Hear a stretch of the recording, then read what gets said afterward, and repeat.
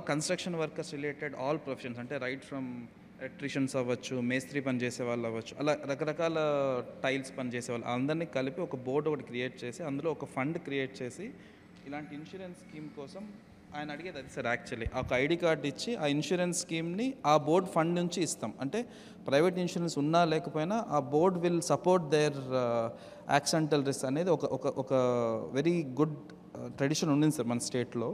అది కొంత డైల్యూట్ అనమాట వాస్తవం. So they are again reviving. వాళ్ళు అడిగిన రెండోది సార్, ఈ ఐటీఐస్లో వాళ్ళు చదువుతున్న పిల్లలకి వీటికి మనకి ఎవ్రీ మంత్ మనం మేళా పెడుతున్నాం సార్, జాబ్ మేళా. స్పెసిఫిక్గా ఈ ట్రేడ్ గురించి నేను ఫోకస్డ్గా ఒక మేళా ఒకటి నేను ప్లాన్ చేస్తాను సార్. సో దట్ అంటే ఈ వృత్తిలో ఉన్న వాళ్ళ కోసం, మీ పిల్లల కోసం సంబంధించి ఒక స్పెసిఫిక్ ఒక రోజు పెట్టి ఒక జాబ్ మేళా ఒకటి ప్లాన్ చేస్తాం. అది sir. Third one regarding land for their building sir. ఇలా ఒకసారి రిక్వైర్మెంట్ తీసుకొని నేను I will plan and then I will get back to you sir. ఈ land for association building sir. If you permit I will request నా కృష్ణతేజ గారు, joint secretary, to speak.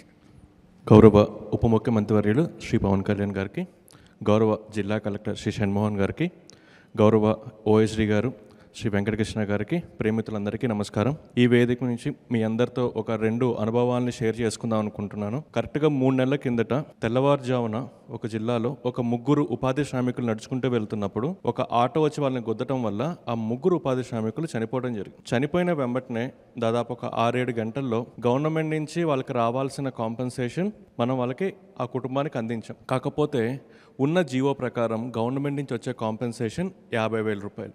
ఈ విషయం deputy CM గారికి తెలిసిన వెంబటనే డిప్యూటీ సీఎం గారు ఇచ్చిన instruction 50,000 నుంచి మనం మ్యాక్సిమం ఎంతవరకు ఇవ్వచ్చు అంటే 50,000 నుంచి 2 లక్షల దాకా ఇవ్వచ్చు అని చెప్పినప్పుడు సార్ స్పెషల్ ఇన్స్ట్రక్షన్ ఇచ్చి మనం ఆ 3 కుటుంబాలకి 2 లక్షల దాకా కాంపెన్సేషన్ చెల్లించడం జరిగింది. అదే రోజు సార్ ఇన్స్ట్రక్షన్తో ఇంక నుంచి ప్రమాదవశాత్తు ఏ ఉపాధి శ్రామికుడు చనిపోయినా సరే ఈ జీవో 10 ఏళ్ళు 15 ఏళ్ళ నుంచి మారకుండా ఉన్న జీవోని మార్చి 50,000 కాంపెన్సేషన్ నుంచి 2 లక్షలకి పెంచడం జరిగింది. దాంతోపాటు మరుసటి రోజు మళ్ళీ ఆ డిపార్ట్మెంట్ వాళ్ళందరినీ డిప్యూటీ సీఎం గారు పిలిచి ఈ 2 లక్షలు కూడా ఆ కుటుంబానికి సరిపోకపోవచ్చు అని చెప్పి వారం పాటు ఒక మిషన్ మోడ్లో అందరి చేత ఇన్సూరెన్స్ చేయించి ఆ ఇన్సూరెన్స్ నుంచి మళ్ళీ 2 లక్షలు వచ్చే విధంగా చేశారు. అంటే ఒక జిల్లాలో 3 ఉపాధి శ్రామికులు చనిపోతే మేమనుకున్నాం ఆ 3కి రావాల్సిన కాంపెన్సేషన్ ఇస్తే సరిపోతుంది అనుకున్నాం. కానీ డిప్యూటీ సీఎం గారి ఇన్స్ట్రక్షన్ మేరకు ఆ 3కి వచ్చే కాంపెన్సేషన్ 50,000 నుంచి 2 లక్షలు పెంచి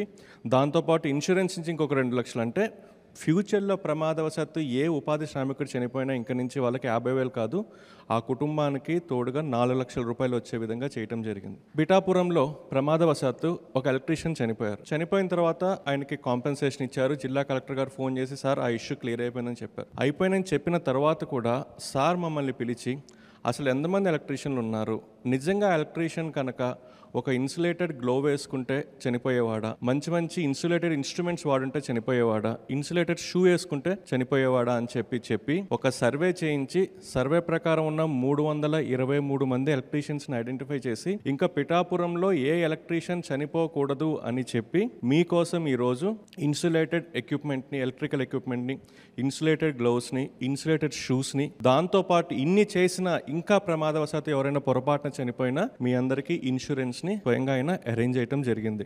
కాకపోతే ఈ వేదిక మీద మీ అందరికీ చెప్పేది ఏంటంటే ఎంత ఇన్సులేటెడ్ షూ ఇచ్చినా, ఎంత ఇన్సులేటెడ్ ఎక్విప్మెంట్ ఇచ్చినా, ఎంత ఇన్సులేటెడ్ గ్లోవ్ ఇచ్చినా మీరు కొంత జాగ్రత్త వహించకపోతే దానివల్ల ఉపయోగం ఉండదు. కాబట్టి ఇచ్చినవన్నీ మీరు సద్వినియోగం చేసుకొని మీ కుటుంబాన్ని మీరు దృష్టిలో పెట్టుకొని కొంత భాగం జాగ్రత్త మీరు కూడా ఉండే విధంగా చేయాలి.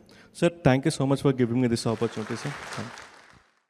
పిఠాపురం నుంచి వచ్చేసిన మీ అందరికీ హృదయపూర్వక నమస్కారాలు. నాతో పాటు ఇక్కడ ఆసీనులైన కృష్ణతేజ గారికి, కలెక్టర్ షణ్మోహన్ గారికి, ఓఎస్డి వెంకటకృష్ణ గారికి అందరికీ నా హృదయపూర్వక నమస్కారాలు. మన పిఠాపురంలో గత ఏప్రిల్లో మల్లాం గ్రామంలో రిపేర్కి అని వెళ్ళి, హౌస్ హోల్డ్ రిపేర్కి అని వెళ్ళి ఆయన చనిపోవడం చాలా బాధ కలిగించింది. అంటే ఇలాంటి సంఘటనలు మనం జాగ్రత్తలు తీసుకోకపోతే జరుగుతూ ఉంటాయి. నేను అడిగాను అసలు ఎలా జరిగింది ఏంటి అని అడిగాను. అడిగినప్పుడు ఇంటికి ఎవరో పిలిచారు, చేస్తూ ఉంటే షార్టేజ్ జరిగింది, ఆ లీక్ వల్ల ఇట్లా అయిపోయిందని. నాకేమనిపించిందంటే బేసిక్గా నేను మీ అందరికీ ఎప్పటి నుంచో తెలుసు, బేసిక్గా శ్రామికులకి ఎవరైతే కష్టపడతారో వాళ్ళ ప్రాణాలు పణంగా పెట్టి చేస్తారు. వాళ్ళకి సెక్యూరిటీ ఉండాలని ముందు నుంచి నేను కోరుకునేవాడిని. అది నేను సినిమాలో ఉన్నప్పుడు కావచ్చు, వ్యక్తిగతంగా కావచ్చు, ఒకసారి మేము ఏదైనా ఆఫీసుల్లో పనిచేస్తున్నప్పుడు కావచ్చు, షూటింగ్లో కావచ్చు, ఇల్లు కడుతున్నప్పుడు కావచ్చు, మొన్న ఈ ఆఫీస్ కడుతున్నప్పుడు కూడా చాలామంది స్టాఫ్కి అసలు హెల్మెట్స్ లేకుండా కడుతున్నారు.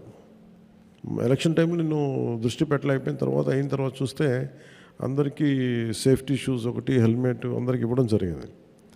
సో నాకు అది గుర్తొచ్చింది. బేసిక్ ఇలాంటి ఎలక్ట్రీషియన్ అనేది చాలా ప్రమాదకరమైన ఉద్యోగం. అది అన్ని ప్రమాదకరమైనవి, కానీ ముఖ్యంగా తెలిసి ఎక్కడ లీక్ ఉందో తెలియదు, ప్రమాదకరమైనది ఎలక్ట్రిసిటీ. దానివల్ల ఎంత మనకు వెలుగిస్తుందో ప్రాణాలు తీసే శక్తి కూడా ఎలక్ట్రిసిటీగా ఉంది. అందువల్ల చాలా జాగ్రత్తగా ఉండాలి. ఎందుకు ఆ జాగ్రత్తలు వహించలేకపోయారు అంటే రైట్ షూస్ లేవు, బేసిక్ కేర్ తీసుకోలేదు, ఇట్లాంటివి దృష్టిలోకి వచ్చినాయి ఆ రివ్యూస్లో. అదొక్కటే కాకుండా ఒకటి జాగ్రత్తలు తీసుకోకపోవడం వల్ల ఆయన ప్రాణాలు కోల్పోయారు, తద్వారా కుటుంబ సభ్యులకి సంపాదించే వ్యక్తిని కోల్పోవటం, అలాగే స్పర్ధలు కూడా రావటం, గ్రామాల్లో చిన్నపాటి గ్రామాల్లో స్పర్ధలు కూడా రావటం, అది ఇంకా ఇబ్బంది కలిగించేస్తుంది. ఒకవైపు ప్రాణం పోయిందనేది బాధ ఒకటి, ఇంట్లో సంపాదించే చేయబడి లేదనేది ఒక బాధ అయితే, దానికి తోడు మళ్ళీ ఈ సామాజిక స్పర్ధలు ఇంకా ఇబ్బంది కలిగజేస్తాయి. సో నాకు ఇవన్నీ చూసి అనిపించింది, ఎప్పుడు కూడా ఈ పొలిటికల్ మైండ్ సెట్లో ఉండే వాళ్ళందరూ గొడవలు పెంచి పెట్టడానికి చేస్తారు. నేనేమేమి ఆలోచిస్తానంటే ఒక గొడవ, ఒక ఇష్యూ వచ్చిందంటే దాన్ని ఎలా సాల్వ్ చేయాలని ఆలోచిస్తాను, కానీ ఎలా పెంచాలని ఆలోచించను. అందుకే నేను 100 సార్లు చెప్తూ ఉంటాను, రోడ్డు మీద ఎవరైనా వచ్చిన బైకుల మీద వెళ్ళినా జాగ్రత్త జాగ్రత్త జాగ్రత్త అని 100 సార్లు చెప్తూ ఉంటాను. నాకు పరిధిలో ఉన్నంత వరకు మా అందరికీ కూడా అధికార యంత్రాంగం కావచ్చు, ఆఫీస్ వాళ్ళు కావచ్చు, ఎవరికైనా సరే జాగ్రత్తలు తీసుకోండి అని చెప్పి ఒక 100 సార్లు చెప్తాను, ఈవెన్ చిన్నపాటి ఫంక్షన్ చేసినా కానీ.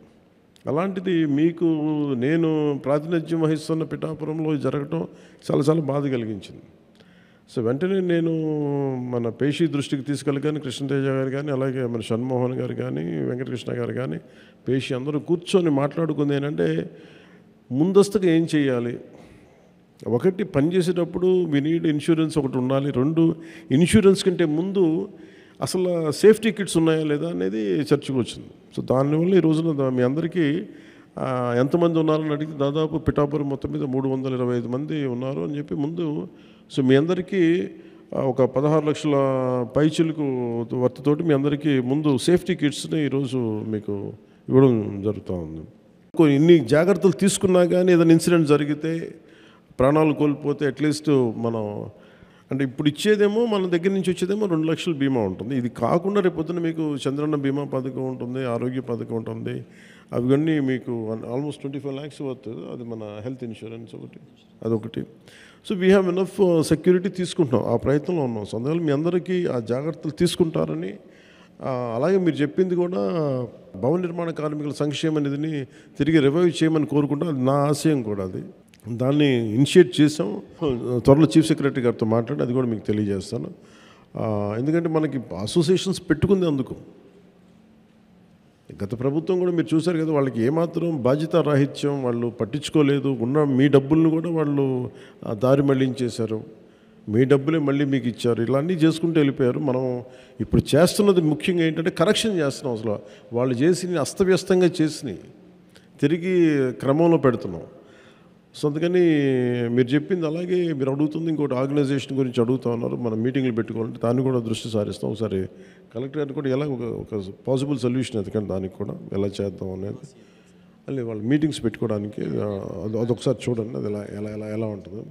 నేను ఆ బాధను అర్థం చేసుకొని ప్రతిసారి ఏదో గుడిలో పెట్టుకోవడం కాకుండా ఒక పర్మనెంట్గా ఒకటి ఉంటే బాగుంటుంది. దానికి ఏం చేయాలి ఒకసారి ఆలోచించండి దాని మీద. మీ అందరికీ ప్రత్యేకించి నా జాగ్రత్తలు తీసుకొని అదొకటే మిమ్మల్ని వేడుకుంటూ ఉన్నాను. ఎందుకంటే మీరు ప్రాణాలు పోతే తిరిగి రావు. అందుకని మనందరం అర్థం చేసుకొని సాధ్యమైనంత మన చేతిలో ఉన్నంత వరకు ఎంత జాగ్రత్తలు తీసుకోవాలని జాగ్రత్తలు తీసుకోండి. అండ్ సేఫ్టీ ఎక్విప్మెంట్ దయచేసి వాడండి. అలాగే ఈ ఐటీఐ చదివిన వాళ్ళు కానీ వీళ్ళందరూకి ఏదన్నా జాబ్ మేళా లాంటిది ఉంటుంది అని బాగున్నారు. అది నేను చాలా రోజు నుంచి అనుకుంటా ఉన్నాను. ఇది ఒక ఐటీఐకే కాదు, మిగతా పాలిటెక్నిక్ అన్నిటికీ కూడా కన్సిస్టెంట్గా ప్రతి 4-5 నెలలకి 6 నెలలకి ఒక జాబ్ మేళా పెట్టాలనేది నేను వర్కౌట్ చేస్తాను. అది త్వరలోనే ముందుకు తీసుకొస్తాను మీ దగ్గరికి. 3 నెలలకు ఒకసారి పెడతాను. సో మీ అందరికీ మరోమారు ధన్యవాదాలు తెలుపుకుంటూ సెలవు తీసుకున్నాం. జై హింద్.